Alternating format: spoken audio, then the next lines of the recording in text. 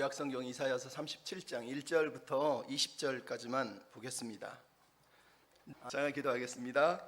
하나님, 이 시간에 말씀을 묵상합니다. 오늘도 함께 하시고 아버지의 뜻을 알게 하시고 주님이 기뻐하는 믿음으로 살게 해 주시옵소서. 연약한 것은 감추시고 홀로 영광을 받으시옵소서. 부탁하며 예수님의 이름으로 기도하옵나이다. 아멘. 우리는 지난주에 우리의 믿음은 항상 시험을 당한다 그랬습니다. 우리의 믿음이 시험을 당하는 이유는 내 믿음이 정말 믿음이냐, 참된 믿음이냐를 하나님은 알고 싶으시기 때문에 우리는 살면서 시험을 당하는 것입니다. 아마 이 시험에 관한 이야기 중에 우리에게 많은 도움을 주는 이야기가 있어요. 어른들은 옛날에 이런 이야기를 많이 들었는데, 실제로 올림픽, 월드컵, 프로축구, TV, 영화 이런 것들이 활발해지기 전에 1850년경에는 사실 이런 게 유명한 스타나 이런 게 없었습니다. 그때 가장 대중들에게 관심과 인기를 많이 얻었던 사람들은 고개사들입니다. 여러분이 아는 고개사들 아니면 차력술사들 보십시오. 그냥 박스 안에 갇혀서 물속에 잠겼는데 거기를 뚫고 탈출하는 거, 아니면 어떤 사람은 긴 줄 위에서 그냥 줄 하나밖에 없는데 거기에서 고개를 부리는 사람들을 보면서 사람들을 열광을 했다라는 거예요. 그 중에서도 가장 위대한 스타가 누구냐? 1859년에 있었던 찰스 블론딘이라고 하는 고개사입니다. 이 사람이 유명해진 이유는 진짜로 말 그대로 까마득히 높은 빌딩이나 이런 사이에 줄을 이어놓고 그 위에서 줄을 발로 밟고 지나다녔다는 거예요. 사람들이 그냥 놀래가지고 자빠져서 이 사람을 보려고 그 당시에 최고의 인기 스타였어요. 근데 이 사람이 1859년 6월 30일 세상에서 깜짝 놀랄 일을 했습니다. 우리가 이미 많이 들었어요. 나이아가라 폭포 위에 48m 높이나 되는 그 높이에다가 폭포 위로 루프를 묶어놓고 혼자서 거기를 지나간 겁니다. 수많은 사람들이 이 광경을 보려고 미국에서는 여기저기서 기차를 타고 열차를 타고 몰려들어서 이 광경을 찍기 위해서, 보기 위해서 말 그대로 지금 시대로 말하면 BTS예요, BTS. 와 하면서 환영을 하고 막 박수를 쳐주고 환호를 쳤던 시대가 있었어요. 이 사람은 사람들이 박수 쳐주는 게 너무 좋았어요. 그래서 화답하기 위해서 뒤로 걸어서, 외줄인데 뒤로 걸어서 가고, 우리가 영화 보면 막 점프 뛰어가지고 한 바퀴 돌잖아요. 그런 것도 하고, 심지어 안대를 하고 걸어가기도 하고, 자전거를 타고 루프 한 줄 위를 지나간 거죠. 얼마나 대단합니까? 사람들이 막 박수를 치고 환호를 하고 난리가 난 거죠. 그랬더니 그 사람이 그렇게 얘기했습니다. 여러분 감사합니다. 이제 제가 여러분한테 묻습니다. 혹시 당신들 중에 내가 사람을 등에 업고 이 폭포를 건널 수 있다고 믿습니까? 그랬더니 아멘 하는 것처럼 믿습니다 이랬다는 거예요. 그랬더니 이 사람이 한 번 더 얘기합니다. 그러면 내 등에 얹혀서 나와 함께 이 나이아가라 폭포를 지나갈 사람이 있으면 자원해 주십시오. 아무도 손을 들지 않았다는 거예요. 그래서 가만히 보더니 찰스 블론딘이 그럽니다. 아무도 없는 것 같군요. 당신 내가 당신을 업고 지나갈 수 있다고 믿습니까? 그랬더니 그 사람이 아멘 우리식으로 믿습니다 이랬다는 거예요. 그리고 나오라고 그랬어요. 그래서 이 사람을 등에 업고, 실제로 1859년 6월 30일에 등에 업고 사람들이 다 보는 앞에서 그냥 이 사람이 자기에게 생명을 걸었다고 하는 그 무게감을 사람들에게 다 보여주면서 정말로 신중하게, 세상에서 가장 신중한 태도로 나이아가라 폭포를 지나갔다는 거예요. 나중에 알고 보니까 이 사람은 바로 이 찰스 블론딘의 매니저인 해리 콜코트라는 사람이에요. 다른 사람들은 그 사람이 앞에서 별 쇼를 하고 고개를 부리고 말 그대로 목사님 말대로 막 오병이의 기적을 일으킬 때 막 박수치고 환호했지만, 나야 등에 업혀서 갈 사람 얘기했을 때는 아무도 자원하지 않았다는 거예요. 누구만? 매니저만, 그 사람의 실력을 믿고 능력을 믿은 매니저만 등에 업혀서 실제로 거기를 지나간 거예요. 역사의 뉴스로 그대로 남아있는 사건을 우리에게 들려주는 거예요. 여러분, 오늘 이 이야기가 바로 신뢰, 믿음이 무엇인지를 우리에게 들려주고 있는 거예요. 믿음은 말로 하는 게 아니에요. 할 수 있습니다, 와 좋습니다, 구경하는 게 아니에요. 진짜 믿음은 행동하는 겁니다. 진짜 믿음은 내가 그 사람을 믿는다라는 걸 삶으로 보여주는 거라는 거예요. 많은 사람들은 기적을 경험했고 봤고 와 대단하다라고 눈으로 봤지만 실제로 자기 삶을 그 안에 던지지 못했어요. 하지만 매니저는 그 사람에게 자기 생명을 맡기고 그 등에 업혔다는 거예요. 여러분, 하나님은 오늘도 우리에게 말씀하세요. 내가 너를 등에 업고 이 루프 위를, 이 벼랑 위를 지나갈 수 있다고 믿느냐? 네 하나님 하고 하나님은 물어보는 게 아니라 그럼 업혀라고 말씀하는 거예요. 여러분은 업혀서 살고 계십니까?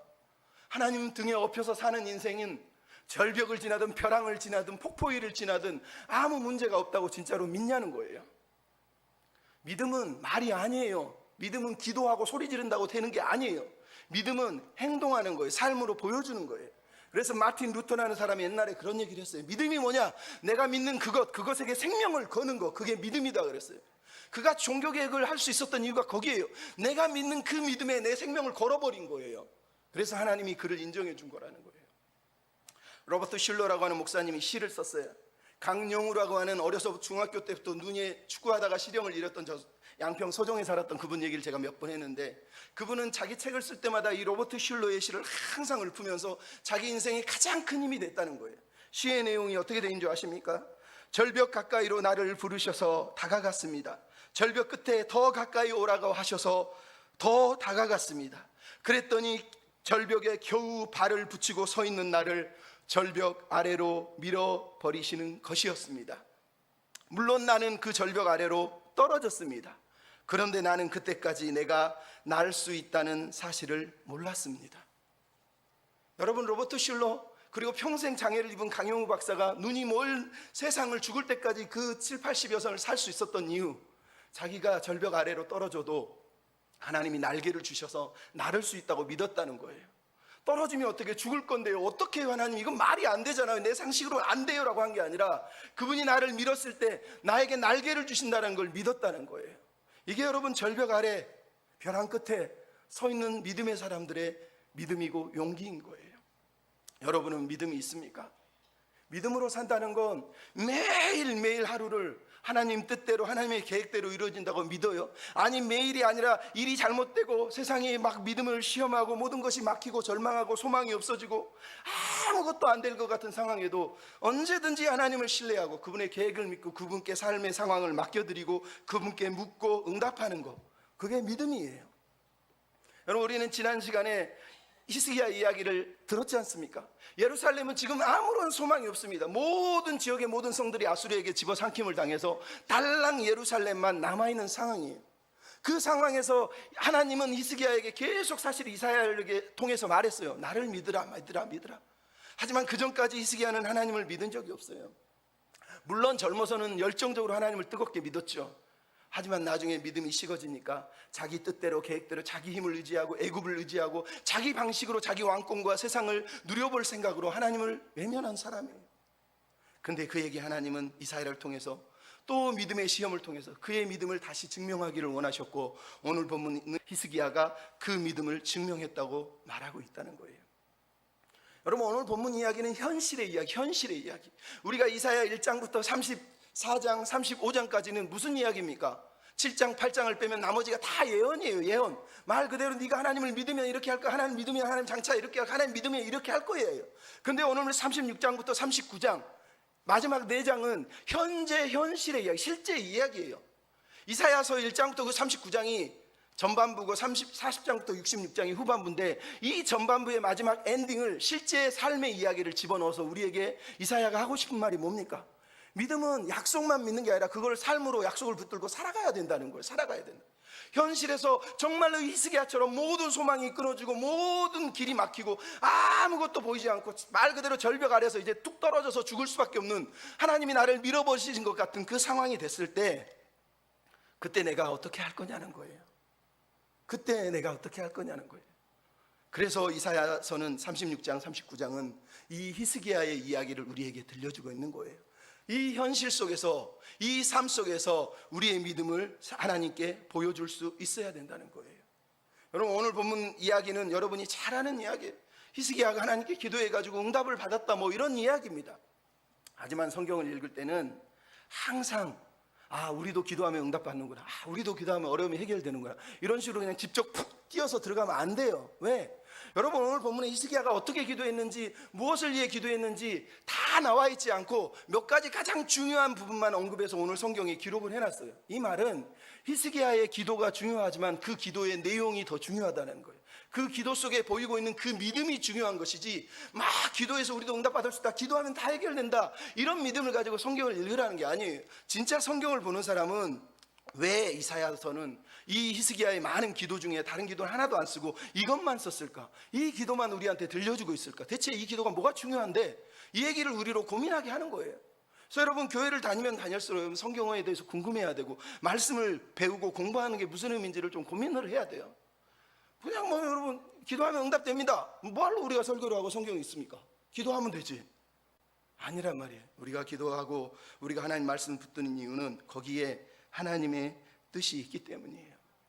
이사야는 세상의 조롱과 세상의 시험과 믿음의 시험이 닥쳐왔을 때 하나님 앞에서 대단한 믿음을 보였어요.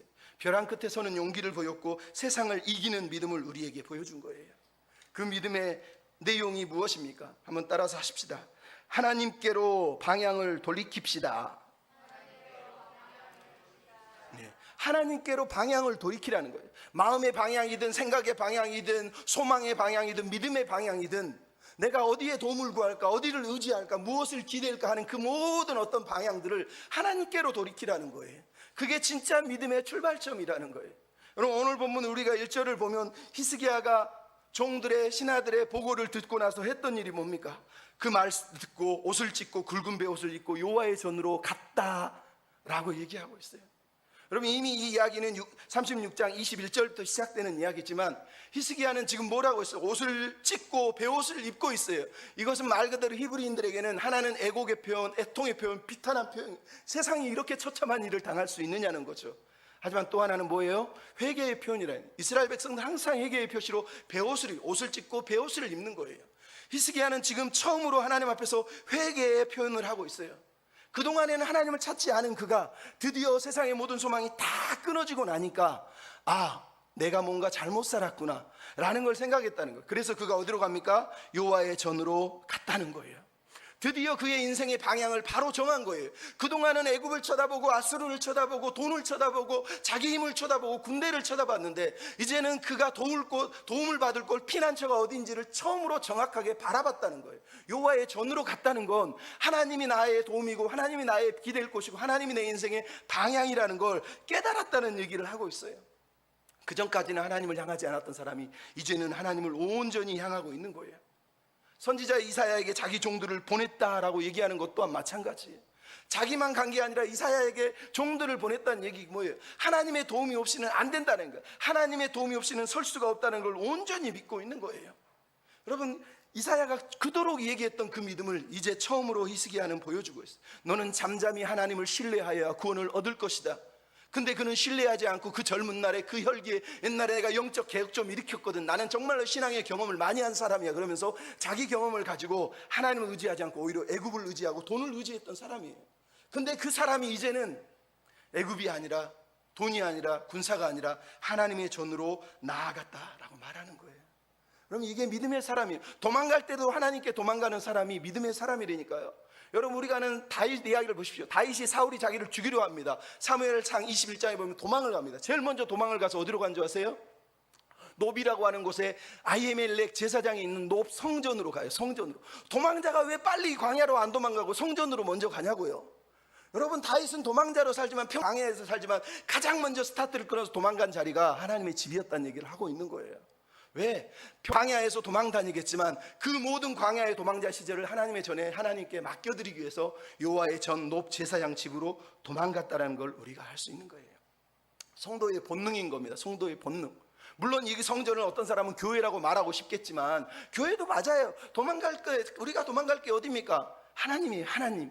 그 상징이 교회이고 그 상징이 내가 무릎을 꿇고 그 상징이 내가 기도하는 거죠. 여러분 그런 믿음의 삶을 살아야 되지 않겠습니까? 히스기야가 딱 하나님께로 도망가서 첫 번째 했던 내용이 뭡니까? 바로 자기를 부인하는 기도를 드렸다는 거예요. 여러분 보십시오. 지금 히스기야가 3절에 하는 내용이 뭡니까? 이사야에게 전달하기를 환난의 날, 책벌의 날, 능욕의 날이라고 얘기하고 있어요. 환난과 책벌과 능욕이라는 뜻이 뭐예요? 지금 너무 환난을 많이 당하고 우리가 능욕을 당하고 있는데 그 가운데 뭐가 들었어요? 책벌의 날이라는 거예요. 책벌이 뭔지 아시죠? 벌받아 마땅한 날이라는 뜻이에요. 우리가 하나님을 버렸기 때문에 벌을 받아 마땅한 날이라는 걸 깨달았다는 거예요. 그동안에는 왜 하나님 나한테 이러세요? 뭐 때문에 우리를 괴롭히세요? 이랬던 사람이 이제는 우리가 책벌을 당하는 게 맞습니다라고 자기를 스스로 부인하고 있는 내용을 우리에게 보여주고 있는 거예요. 여러분 하나님은 고난을 통해 항상 깨닫기를 원하셔서 고난을 주고 시험을 주는 거예요. 거기서 깨닫는 사람만이 승리자가 되는 거예요. 그러고 나서 했던 말이 뭡니까? 아이를 해산할 힘이 없습니다. 여러분 이게 진짜 하나님이 요구하시는 삶이에요. 아이를 해산할 힘이 없는 삶을 살고 있다는 거예요. 그동안에는 어땠습니까? 자기 힘으로 애굽을 의지해서 세상을 의지하면 충분히 내가 해산의 수고를 겪어서 아이를 낳을 수 있다고 믿었단 말이에요. 삶을 얘기할 때. 근데 지금은 이 세계가 자기 삶을 아이를 낳을 수 없는, 아무 힘도 없는 무능한 연약한 사람이라고 얘기하는 거예요. 여러분, 하나님께 기도하러 나아가는 사람, 진짜 믿음의 사람은 이렇게 기도하는 거예요. 하나님, 나는 아무런 힘이 없습니다. 아무런 힘이 없습니다. 여러분, 이 얘기가 어디서 나왔어요? 이사야 26장 18절에 보면 우리가 산고를 하였어도 바람을 낳은 것 같습니다. 이사야 33장 11절에 뭐라고 합니까? 우리가 겨를 잉태하고 집을 해산했습니다. 하나님이 기도할 때 이 기도를 요구하셨다고 이사야가 계속 얘기하잖아요. 근데 이제 드디어 히스기야가 하나님께 이렇게 기도하는 거예요. 우리는 해산할 능력이 없습니다. 우리가 해산을 해도 겨를 낳고 집을 낳을 수밖에 없어요. 우리 힘으로는 안 됩니다. 이 얘기를 지금 하고 있는 겁니다. 그러면서 4절에 보면 그가 한 기도에 보면 뭐가 느껴지죠? 겸손이 느껴지지 않습니까? 당신의 하나님 여호와께서 들으셨을 거예요. 혹시 견책하실까 합니다. 여러분, 이게 무슨 말인지 알겠습니까? 이사야는 지금 하나님께 기도해 주십시오. 당장 해결해달라고 해 주십시오. 내가 이렇게 어려운데, 나 개혁한 사람이요, 내가 종교개혁을 일으키는 히스기야, 내가 이스라엘 왕이요, 날 위해 좀 기도하시오, 이러고 있는 게 아니에요. 그가 자식의 죄를 깨닫고 나니까 하나님 앞에 도움을 요청하는 것자 이제는 조심스러워요. 하나님의 뜻을 알기 때문에 그래서 조심스럽게 기도합니다. 하나님이 들으셨을 것 같은데 하나님이 견책하실까 합니다. 혹시 그렇게 해주실 수 있을지 한번 물어봐 주시면 안 됩니까? 라고 이렇게 기도를 하고 있는 거예요. 여러분, 이게 히스기야를 기록한 이유예요. 여러분, 믿음으로 기도한다는 건 내 주장, 내 계획, 내 공로, 내 습관, 내 경험, 내 과거에 내가 했던 일들을 가지고 나가는 게 아니에요.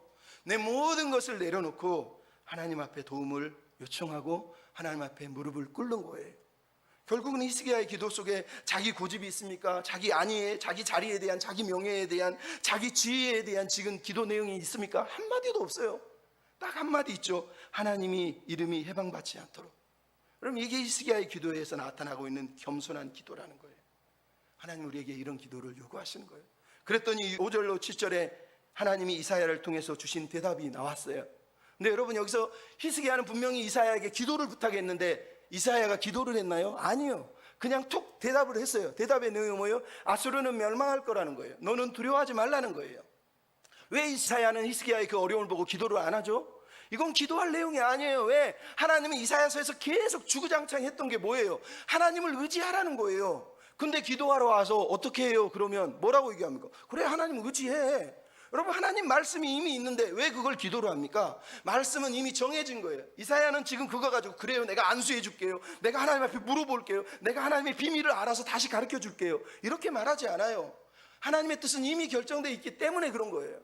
여러분이 교회 다니면서 하나님의 뜻은 다 아는데도 불구하고 머리를 들이밀며 기도해달라고 얘기하는 사람들이 참 많습니다. 어리석은 겁니다. 그건 기도할 게 아니라요, 우리가 말씀을 붙드는 거예요.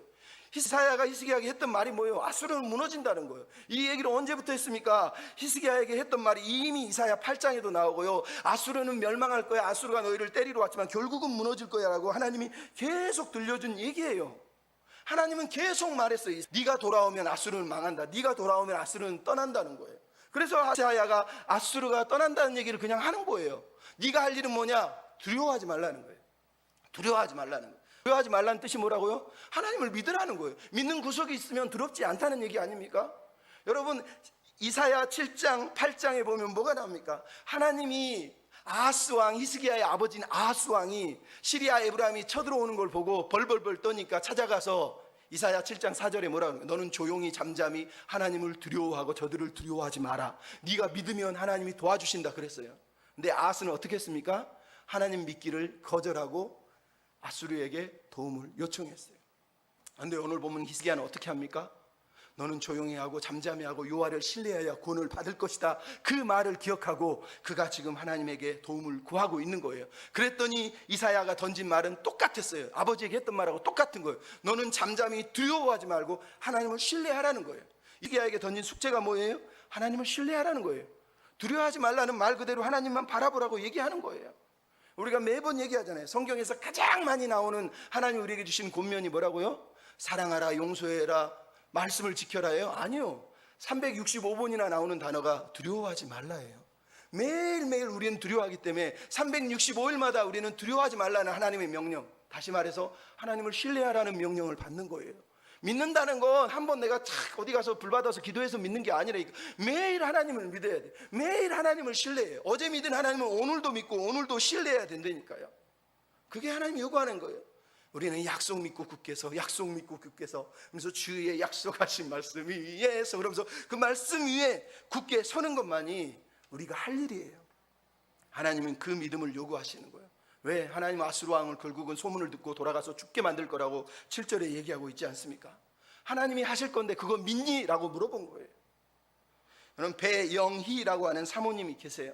22년 전에 개척교회 시절에 설립 2개월밖에 안 됐는데 갑자기 주일 예배 드리고 집에 가서 햇 오이를 먹었는데 배가 살살 아프더니 너무너무 아픈 거예요. 그래서 사실 아기가 태어날 때가 안 됐는데 이제 갓 결혼한 사모가 애가 갑자기 나오려고 그러는 거예요. 병원에 급히 달려갔더니 아침에 뱃속에 1.9kg밖에 안 된 아기가 그것도 45일 뒤나 먼저 태어나 버린 거예요.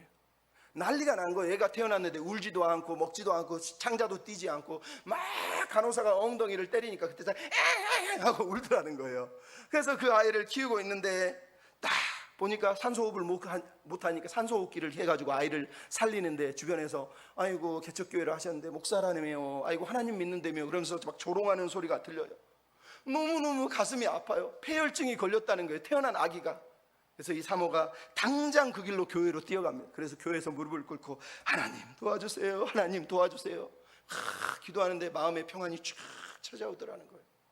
자기 외할머니는 매일 교회에서 철야를 하다가 또 아이한테 병원에 와서 창가에 있어서 또 기도하고, 옛날에 김윤숙 목사님 애기가 없다니 아이고 목사님 막 이러신 것처럼 얼마나 어머니들이 그렇게 급하겠어요. 그렇게 기도를 했다는 거예요.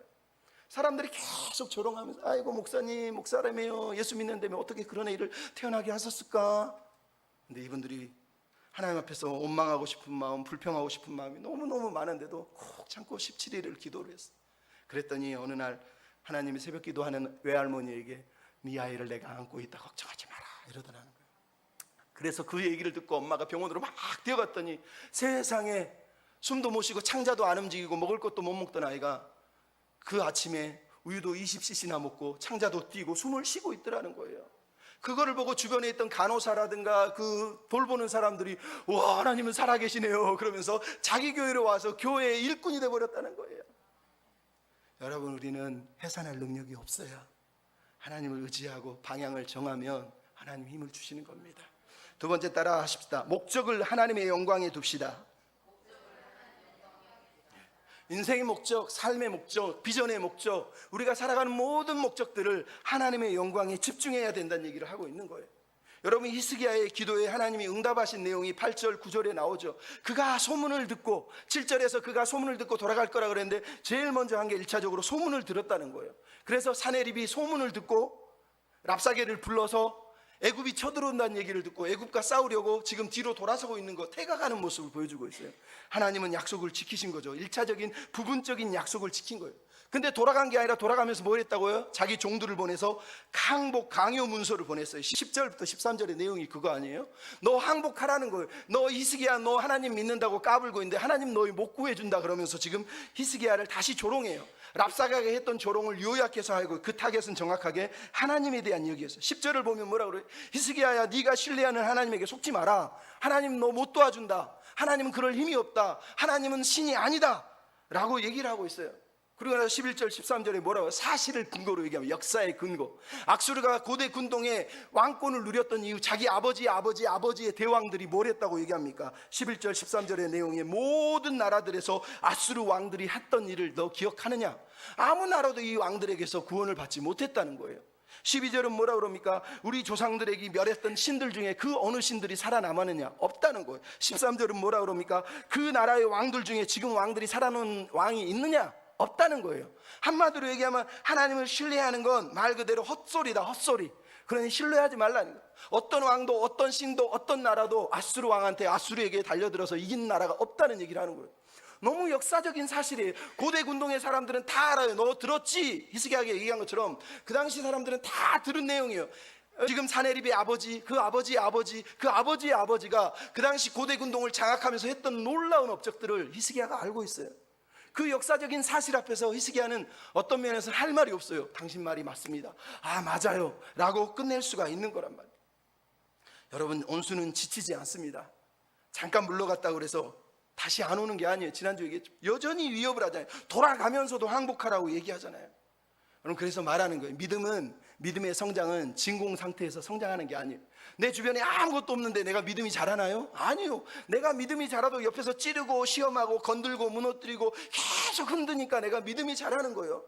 얘가 가만히 있으면 자랍니까? 뛰어다니고 싸우고 넘어지고 욕만 빼고 다 해야 돼요. 그러면서 자라는 거 아닙니까? 자전거는 페달을 밟아야 자전거예요. 그래야 앞으로 가는 거예요. 자전거 타고 나 자전거 타요가 가만히 서 있고 페달을 안 밟으면 그게 무슨 자전거 타는 거예요. 믿음도 마찬가지예요. 예수 믿는다며 믿음이 좋다며요. 그러면 페달을 밟아야죠. 페달을 밟게 하시려고 하나님 뒤에서 미는 거예요. 밟아야 된다니까요. 그래서 사내립이 도망가지 않고 히스기야에게 지금 항복 문서를 다시 던지는 거예요. 근데 여기에 히스기야가 지금 기도하고 있어요. 그게 14절부터 20절 내용이에요. 여러분, 히스기야는 자기 아버지하고 틀렸어요. 아버지는 두려워 말라 그랬을 때 두려워했지만 히스기야는 두려워하지 말라 이 말을 듣고 실제로 진짜로 두려워하지 않고 하나님께 기도하는 내용이 14절부터 20절에 나오잖아요. 여러분, 아버지 하나님께 방향을 돌이켜서 돌아간다는 내용은 마음만 돌아가면 안 돼요. 몸만 돌아가면 안 돼요. 지, 정, 의, 내 지식과 내 생각과 내 감정과 내 의지가 다 아버지 하나님께 돌아가야 되는 거예요. 말 그대로 하나님에 대한 지식을 이제는 새롭게 바르게 갖추는 거예요. 근데 여러분, 오늘 본문의 히스기야의 기도를 보십시오. 이 기도 속에서 우리가 보는 건 히스기야의 기도가 너무너무 탁월하다는 거예요. 그는 어려움이 닥치니까 다시 여호와의 전으로 갔어요. 그는 이제는 딴 데를 쳐다보지 않아요. 다시 여호와의 전으로 갔다는 얘기는 정확하게 자기가 갈 곳을 이제는 헷갈리지 않는다는 얘기를 하고 있어요.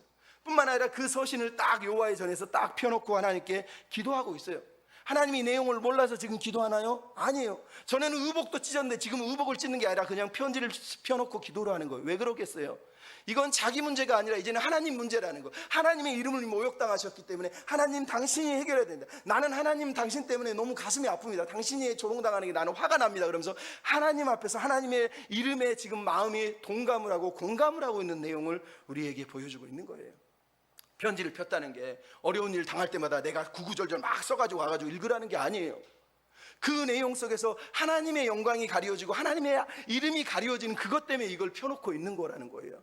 그 내용이 지금 16절, 17절에 히스기야의 기도 속에 등장하잖아요. 기도 속에 하나님의 이름이 5가지가 나오고 있죠. 이건 교리적인 고백이 아니에요. 히스기야가 머리로 알고 있는 하나님에 대한 고백이 아니에요. 이건 실제적인 지금 현실 속에서 적들이 우리를 죽이려고 하는 그 상황에서 드린 5가지 하나님의 이름이에요. 그 이름의 내용이 뭡니까? 16절에 보면 4가지가 나와요. 그룹 사이에 계신 하나님. 여러분, 그룹은 천사를 말해요. 천사는 하나님 만든 피조물 중에 가장 뛰어난 존재를 말합니다. 그 그룹 사이에 하나님이 계시다는 얘기는 말 그대로 하나님이 모든 만물을 통치하고 다스린다는 뜻이에요.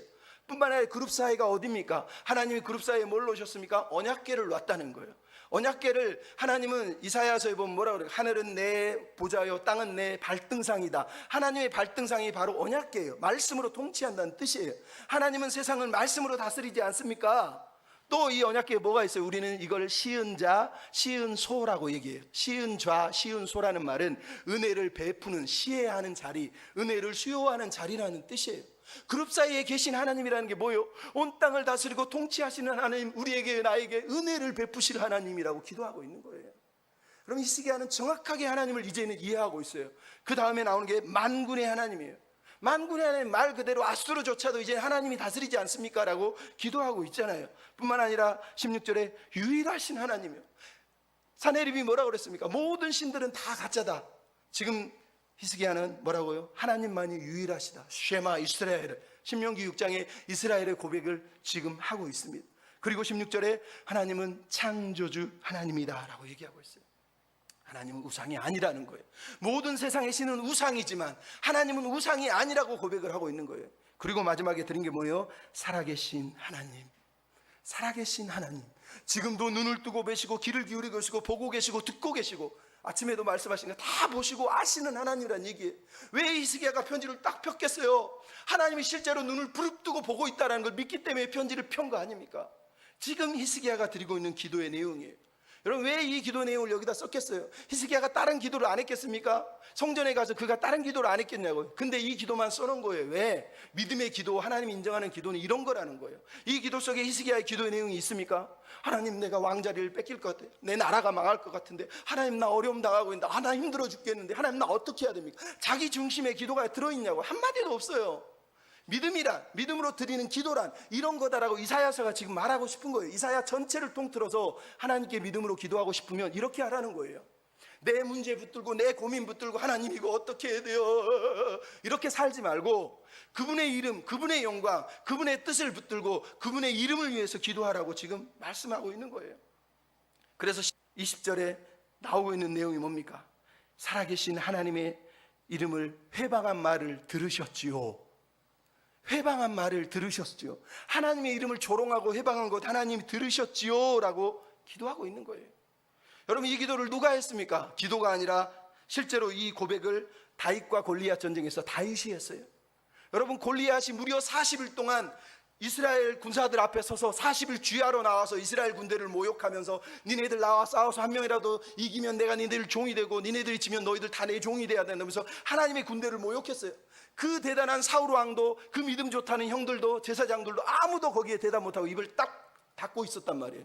근데 어린 다윗이 우연히 형들을 방문했다가 블레셋 사람들의 소리를 듣고 뭐라고 그럽니까? 저 하나님의 군대를 모욕하는 저 블레셋 사람, 할례받지 못한 인간을 왜 가만히 놔줍니까? 내가 모욕하는 이스라엘 군대 하나님의 이름으로 너에게 간다. 너는 단창으로 오지만 나는 여호와의 이름으로 간다. 그러면서 달려들어서 골리앗의 이맛박을 깬 게 다윗이에요. 여러분, 히스기야는 지금 그거를 기억하고 있는 거예요. 다윗 왕의 믿음이 뭐예요? 하나님의 이름이 모욕당할 때 분노를 했지. 자기 이름이, 자기 영광이, 자기 지위가 내가 누군데 그러면서 자기 모욕당하는 거예요. 화낸 사람이 아니에요. 그는 자기 모욕이 아니라 하나님의 이름 때문에 분노하고 있는 거예요. 그래서 지금 얘기한 하나님, 당신의 이름이 회방을 당했는데 들으셨지요? 보셨지요? 살아계신 하나님께 기도했다니까요. 그 정점이 20절에 나오지 않습니까? 20절 다 같이 한번 읽어봅시다. 시작. 우리 하나님 여호와여, 이제 우리를 그의 손에서 구원하사 천하 만국이 주만이 여호와이신 줄을 알게 하옵소서. 여러분, 지금 히스기야의 기도의 방점은 자기 나라의 구원이 아니에요. 하나님의 영광, 하나님의 비전이 가장 중요한 구원의 이유라고 말하고 있는 거예요. 그럼 계시록에 뭐라고 그럽니까? 온 세상 나라가 우리 주의 나라가 되고 그리스도의 나라가 되어 영원토록 다스릴 것입니다. 하나님의 꿈이에요. 모든 나라가 주의 나라, 하나님의 나라, 하나님의 통치를 받는 나라라는 거예요. 지금 히스기야의 기도의 내용이 그거예요. 그는 나를 구원해 주시고 우리 나라를 구원해 주세요, 이 얘기를 하는 게 아니라 하나님이 온 땅을 다스리는 왕이신데 하나님이 이 일을 통해서 하나님의 이름이 온 땅 만민 천하 가운데 모든 나라 가운데 선포됐으면 좋겠습니다라고 하나님의 영광을 위해서 기도하고 있다니까요. 여러분, 이게 중요한 거예요. 기도라는 건 프레임 전쟁이에요. 세상은 매일마다 우리에게 얘기합니다. 행복이 먼저야. 행복은 목적이고 하나님은 수단이야. 행복이 목적이야. 성경은 얘기합니다. 행복은 수단이고 목적은 하나님이라는 거예요. 구원은 수단이고 목적은 하나님이라는 거예요. 우리가 무슨 기적을 맞든 우리가 무슨 은사를 체험했든 우리가 무슨 좋은 일을 겪었든 그 이유는 그건 수단이고 목적이 정해졌어요. 뭐? 하나님의 영광. 하나님의 영광. 여러분, 기도는 프레임 전쟁이에요. 세상의 프레임에 갇히면 안 돼요. 세상 프레임에 빠져가지고 교회에 와서도 내 행복을 위해서, 내 가족을 위해서, 내 자신을 위해서 하나님 내 거예요. 이거 내 건데 지키게 해주세요. 내 건데 내가 뭐 욕을 하고 내가 화가 나요. 내가 분노해요. 여러분, 그건 하나님 믿는 사람이 아니라니까. 실제로 진짜 하나님을 믿는 사람은 하나님의 이름, 하나님의 영광, 내가 사는 존재의 이유가 그거라는 걸 깨닫고 하나님께 붙들고 기도하는 거예요. 세상의 관점을 내려놓고 그분의 관점으로 다시 보는 거예요. 그룹 사이에 계신 하나님이, 만물의 통치자 하나님이, 창조자 하나님이, 살아계신 하나님이, 유일하신 하나님이 이 상황을 다 보고 계시지. 하나님의 꿈, 하나님의 나라를 위해서 이 상황은 옳은 게 아닌 것 같아. 하나님, 당신의 나라를 위해서 일하십시오라고 기도하고 있는 게 바로 히스기야의 실로의 기도예요. 그래서 여러분, 기도는 응답하는 거예요. 기도는 하나님 응답해 주세요 라고 기도하는 게 아니에요. 그건 그 다음 얘기예요. 우리가 하는 기도는 하나님께 응답하는 거예요. 어떻게 응답해요? 그분의 뜻을 알기 때문에, 그분의 비전을 알기 때문에, 그분의 영광을 알기 때문에 거기에 맞춰서 기도하는 게 응답하는 거고, 거기에 맞춰서 사는 게 응답하는 거예요. 상황에 관계없어요. 그래서 믿는다는 건 상황이 아니라 하나님의 뜻과 목적과 비전에 맞춰서 내 기도를 올려드려야 된다는 거예요. 물론 이 말을 듣고 그러면 아무 기도도 하면 안 되나요? 아무 기도나 해도 돼요. 우리가 믿음이 연약할 때는요, 별 기도 다 해도 해요. 하나님 저거 없애주십시오, 죽여주십시오, 뭐 다 해도 되지만 믿음이 잘하면 그렇게 못해요. 믿음이 좋으면 그렇게 안 해요. 왜? 하나님의 뜻이 거기에 없다는 걸 알기 때문에. 하나님이 들어주시는 건 애기니까 그냥 불쌍해서 그러는 거예요. 윤지 사모 맨날 아유리 와가지고 막 이것저것 막 성질이 나는데도 어쩔 수 없이 해주는 건 애잖아요. 애. 근데 평생 하나님 앞에서 이거 주세요 이러면서 살면 되겠어요? 아니죠. 하나님의 꿈, 하나님의 뜻, 하나님의 비전 알고 있지 않습니까? 여러분, 엘리자베스 프렌티스라고 하는 27세의 여성이 목사하고 결혼을 했습니다. 근데 몸이 너무너무 약해서 집에서 누워있는 시간이 많았는데 결혼한 지 11년 되던 해에 자기 두 아이가 전염병으로 죽어버렸어요. 하나님께 기도했어요. 하나님, 헌신된 목사의 가정에서 내가 결혼을 했는데 이게 무슨 꼴입니다. 내가 하나님을 위해서 살고 있는데 어떻게 나한테 이럴 수가 있습니까? 너무너무 말이 안 되지 않습니까? 하나님, 어떻게 우리 집을, 목사 가정 아닙니까? 목사예요, 목사. 그랬더니 하나님이 그럽니다. 사랑하는 프렌티스야, 슬프니? 네, 슬픕니다. 하나님 말씀하십니다. 너는 저주와 사망을 대신해서 하나밖에 없는 독생자를 너 대신 십자가에 못 박아 죽인 사건에 대해서 슬퍼해 본 적이 있니? 이 여자 사모가 거기서 울면서 회개를 합니다. 그렇구나. 내가 맨날 내 생각만 하고 내 삶만 걱정하느라고 주님이, 하나님이 자기 아들을 주신 그 사랑, 그 은혜, 그 아픔은 생각도 못 해봤구나. 그러면서 거기서 울면서 기도합니다. 하나님, 저는 그동안 세상의 기쁨만을 위해 살았습니다. 하지만 이제는 하나님만 바라보고 이제는 하나님만 위해서 살겠습니다. 이제는 하나님의 영광만을 구하면서 사는 게 내 기도의 제목이고 소원입니다. 그리고 그 자리에서 시를 썼어요. 그게 찬송가가 됐어요. 내 구주 예수를 더욱 사랑, 엎드려 비는 말 이것일세. 내 진정 소원이 내 구주 예수를 더욱 사랑, 더욱 사랑, 더욱 사랑, 진정으로 사랑. 이 여자가 깨달은 게 그거예요. 아들을 잃고 그 슬픔과 고통 속에서 내가 할 일이 뭐냐? 하나님을 더 사랑해야 된다는 거예요. 하나님을 더 많이 사랑해야 된다는 거예요. 여러분, 우리가 하나님을 믿습니까? 어떤 기도를 드리고 있습니까? 내가 못 모를 때, 어렸을 때 내 말 듣는 기도해야 돼. 내가 원하는 기도 막 해야 돼요. 그럴 수 있어요. 하지만 하나님을 진짜로 사랑하는 사람은 하나님의 마음을 알면, 하나님의 사랑, 하나님의 은혜를 기억하면 하나님을 향해서, 하나님의 영광을 위해서 기도하게 되어 있습니다. 여러분, 힘드십니까? 벼랑 끝에 서 있는 것 같습니까? 하나님이 밀어버리는 것 같습니까? 날개를 주셨어요. 예수 그리스도라는 날개, 의의 날개, 보혈의 날개, 여호와를 앙모하는 자에게 날개치며 올라가게 하시는 그 은혜의 날개를 우리에게 주셨다니까요. 방향을 정하세요. 하나님께 피하면 돼요. 하나님께 달려가면 돼요. 우리의 삶의 방향을 날마다 하나님께, 매일마다 눈을 뜰 때 하나님, 눈을 감을 때 하나님, 뭐를 할 때마다 하나님을 찾는, 매일매일 하나님을 구하는 사람이 되십시오. 날마다 인생의 목적을 하나님의 영광에 두면 돼요. 내 목적, 내 인생이, 내 행복, 내 만족에 드니까 힘들고 어렵죠. 저 사람은 왜 내 행복에 안 맞춰줄까? 내 기분에 안 맞춰줄까? 내가 원하는 대로 안 해줄까? 와, 짜증나네, 열받네. 하나님의 목적에, 하나님의 영광의 목적에 맞추면 그거 괜찮아요. 하나님의 영광을 받으시는 게 뭘까? 이거를 통해서도 하나님이 하실 일이 있으시죠. 하나님, 그러면 그 일을 하시옵소서라고 기도하는 그런 사람이 될 수 있다니까요. 여러분, 우리의 삶의 방향을 주께 드리고 우리의 삶의 목적을 주께 드리고 하나님 영광 받으시옵소서, 이렇게 기도하며 나아가시는 저와 여러분이 됐으면 좋겠습니다. 우리 피난처 되시는 주 예수 같이 부르시면서, 하나님, 내가 기도할 때 하늘이 문이 열리고 하나님의 나라가 온 땅 가운데 임하고 모든 민족이, 모든 백성이, 모든 사람들이 여호와께 방향을 돌리고 여호와 하나님께 돌아오고 여호와 하나님의 영광을 구하고 만민이 하나님의 이름을 아는 일이 일어나게 해주십시오. 이런 마음으로 같이 기도하며 마무리하겠습니다. 피난처 되시는 주 예수, 피난처,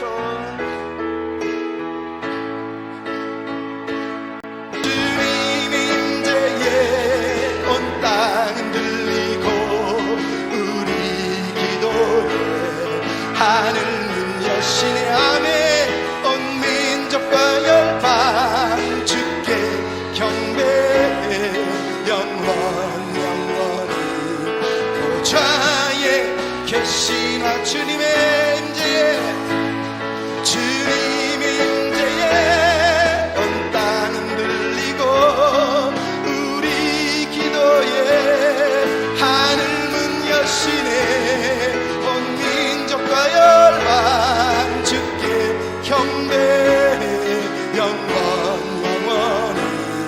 하나님 어린 양 선포합니다. 사랑합니다. 사랑합니다.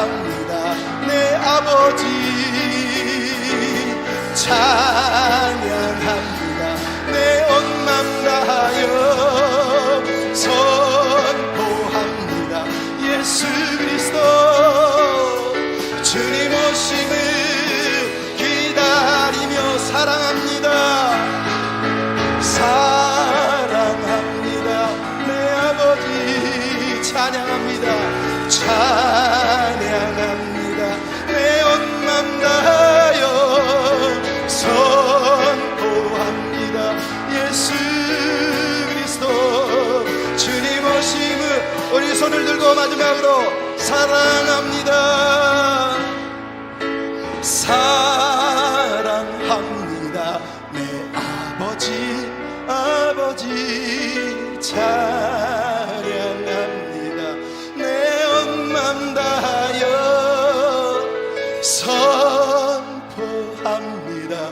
예수 그리스도 주님 오심을